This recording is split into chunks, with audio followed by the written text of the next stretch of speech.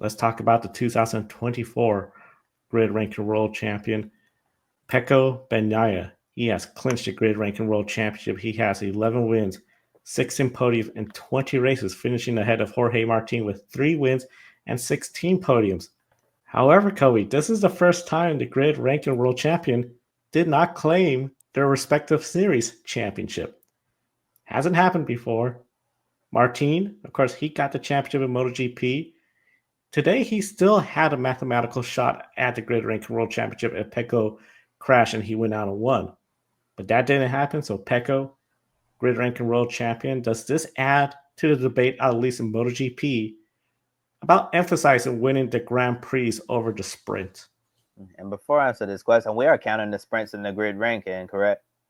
Yes, we are in a smaller Mm, scale, so yeah, on a smaller scale, and I think that what makes a difference in our ranking. And I think our ranking reflects, on the body of work that Pecco Bagnaia put in throughout the entire season. Like I was saying during our MotoGP segment, I think Pecco Bagnaia arguably, had the stronger season, with all the Grand Prix race victories and he was okay in the sprint races. But Jorge Martin, that was his bread and butter. He excelled in the sprint format.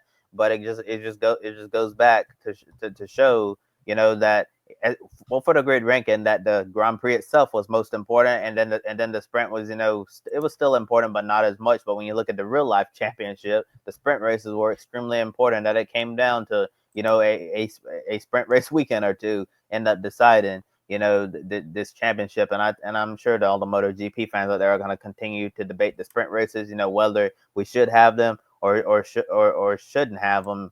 But yeah, it definitely leads to an interesting debate here about the sprints and the Grand Prix, and it's really interesting to see how it played out in real life versus our grid ranking. very interesting. The big thing, the way it works with the sprint races, points for the top 3 positions, where in MotoGP they do for the top 8, I believe. And then, of course, the big focus is on the Grand Prix. It's very interesting. I think, like what Josh said, he sort of opened this door where if we got a championship that wasn't wrapped up early, how do you adjust it? I just feel, let's see what happens. It might be the same next year. And of course, Liberty Media will be full control of MotoGP. Will Brown, he is currently ahead of Max Verstappen. Now, of course, Will Brown's season is over, but Max Verstappen can still claim third place in the grid ranking. Of course, Will Brown finished his first season with Triple H successful season. Finished on the podium at least once in every race weekend, which is phenomenal. Kobe, to think that every race weekend he stood on the podium one time at least, whether it was a 2 or 3 race weekend. And of course, Bathurst 1000, he was on the podium. Next year, though, we have that new points format, the playoff system coming to the Supercar Series. I know we talked a little bit about what's going to look like next year. Imagine if Feeney Monster was for the championship. Do you believe Will Brown, with his driving style, can repeat his strong performance again?